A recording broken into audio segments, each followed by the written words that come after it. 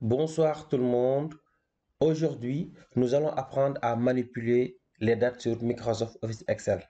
Dans ce tuto, nous allons voir comment faire la différence entre deux dates et comment avoir cette différence en mois, jour ou en année, c'est-à-dire comment connaître l'ancienneté d'un employé.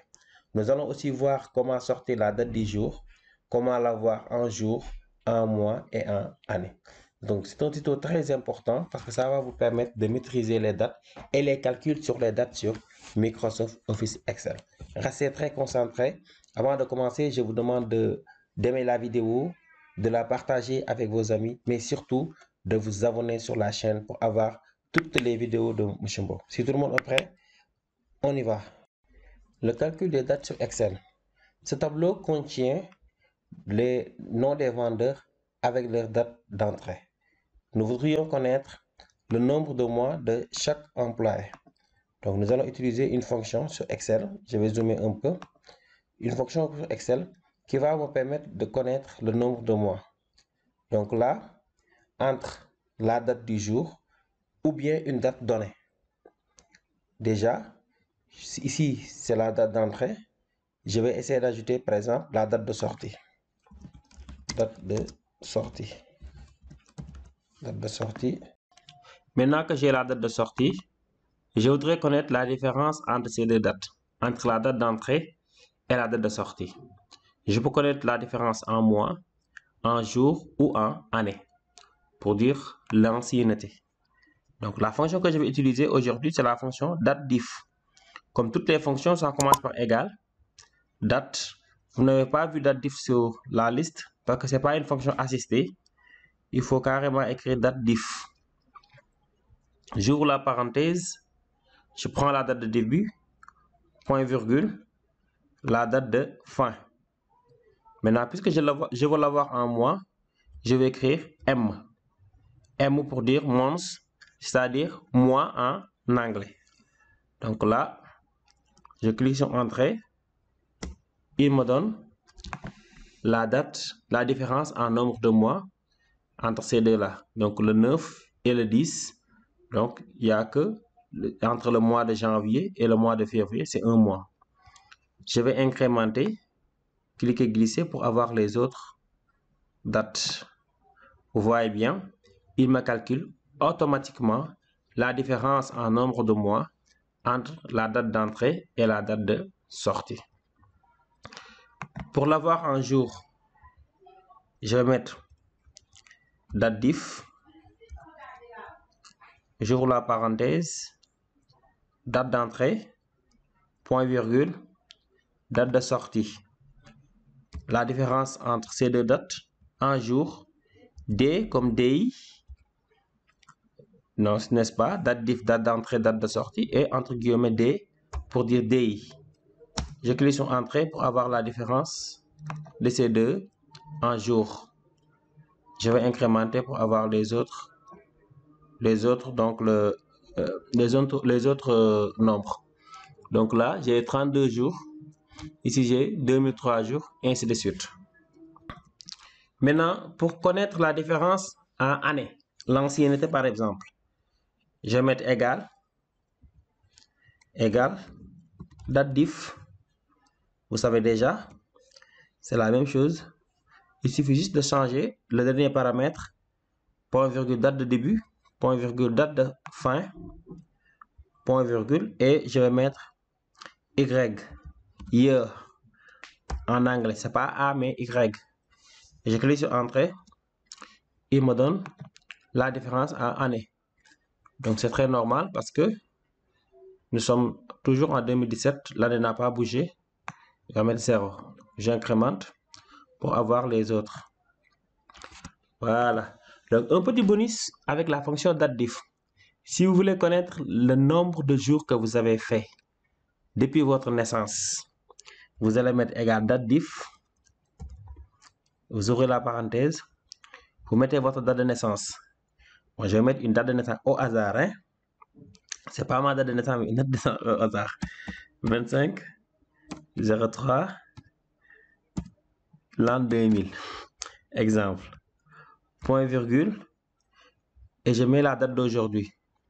La fonction aujourd'hui permet de donner la date du jour. Donc, entre le 25 mars 2000 jusqu'à aujourd'hui, le premier paramètre, c'est votre date de naissance. Le deuxième paramètre, c'est aujourd'hui, c'est la date du jour. Et vous mettez D pour connaître le nombre de jours que vous avez fait sur Terre. Cette personne-là a fait 7692 jours sur Terre. Ça peut être intéressant. Vous pouvez essayer pour connaître le nombre de jours que vous avez fait. Alors, on avance. Donc, je saute déjà sur la fonction que j'avais écrite ici tout à l'heure pour mettre la date du jour. Je veux connaître la date du jour. J'utilise la fonction aujourd'hui. Aujourd'hui. Ça donne, n'est-ce pas, la date du jour au format jour, mois, année. La fonction aujourd'hui. Très facile. Donc là, j'ai, n'est-ce pas, la date du jour directement. Si je veux connaître maintenant le jour, je vais extraire le jour, le 16, je vais l'extraire, je vais mettre égal, jour, de quelle date? De cette date. Il va extraire le jour facilement. Si je veux connaître le mois, je vais extraire le 4, je vais mettre égal mois. C'est pas comme tout à l'heure où on mettait anglais. Cette fois-ci, c'est en français, mois, la fonction mois, et je clique sur la date. C'est valable pour les autres dates. Si je voulais extraire par exemple le 2007, je vais mettre égal année et je vais prendre cette année-là. Donc cette date-là plutôt. Je mets année de la date. Je clique sur entrée, il me donne 2021. Si je veux connaître donc l'année de la date d'aujourd'hui, par exemple dans un classeur, vous voulez toujours mettre l'année en cours, vous allez mettre égal année. Année de quelle date? Année aujourd'hui. Ça devient dynamique. Année aujourd'hui. Donc ceux qui font examen BTS, en général, on vous demande de calculer l'ancienneté. Vous allez mettre égal année aujourd'hui, moins l'année d'embauche par exemple. Il met 2021. Donc aujourd'hui, c'est le 16-4. Donc l'ancienneté, vous pouvez utiliser la fonction date-diff ou bien vous pouvez faire la différence entre les deux années. Par exemple, l'année de cette date-là, moins l'année de la date de sortie, date d'entrée, plutôt. Donc par exemple, si je veux connaître le nombre d'années entre ces deux-là, la fonction date-diff peut le faire directement, mais on peut vous donner un fichier où la date d'entrée est précisée en année, tout simplement. On met 2007, 95, 2016, ainsi de suite. Donc dans ce cas, vous n'allez plus pouvoir utiliser date-diff, mais il faut faire la différence entre les deux années. Donc, on vous donne la date d'entrée sous format date, seulement année, et la date de sortie au format jour, mois, année. Vous voyez que c'est ça impossible. Par exemple, j'ai la date d'entrée, année d'entrée, je vais mettre année d'entrée, et la date de sortie est là.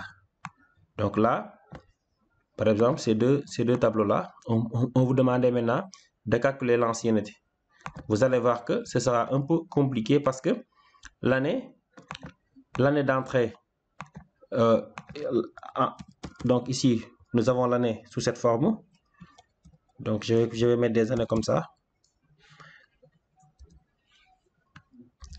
Voilà. J'ai déjà rempli les années. Par exemple, j'ai l'année d'entrée et j'ai la date de sortie. Les deux formats sont différents. Je veux connaître l'ancienneté. Donc, il est embauché en 90 et date de sortie, on l'a 10/2/2007. Donc, je ne peux plus utiliser date diff, mais je vais utiliser la fonction, donc la différence. Je vais faire directement la différence entre les deux années. Donc, égal à l'année de sortie moins l'année d'entrée. Mais il me faut extraire l'année de sortie. Donc, je vais utiliser la fonction égale année. Année de quelle date? Année de cette date-là. Donc, il va sortir le 2017. Année de cette date moins l'année d'entrée.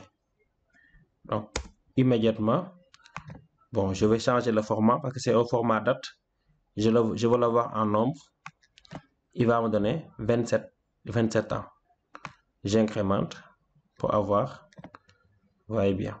Donc, si le format est au format date, il va mettre des dates. il vous faut le mettre au format nombre. Parfait. Voilà comment on gère les années, les calculs sur les dates. J'espère que la vidéo vous a beaucoup plu. Je vous demande de la partager avec vos amis, avec vos camarades de classe, et ainsi de suite, pour vraiment profiter des cours de M. Mbow. De vous abonner aussi sur ma chaîne. Et je vous dis au revoir jusqu'à la prochaine fois.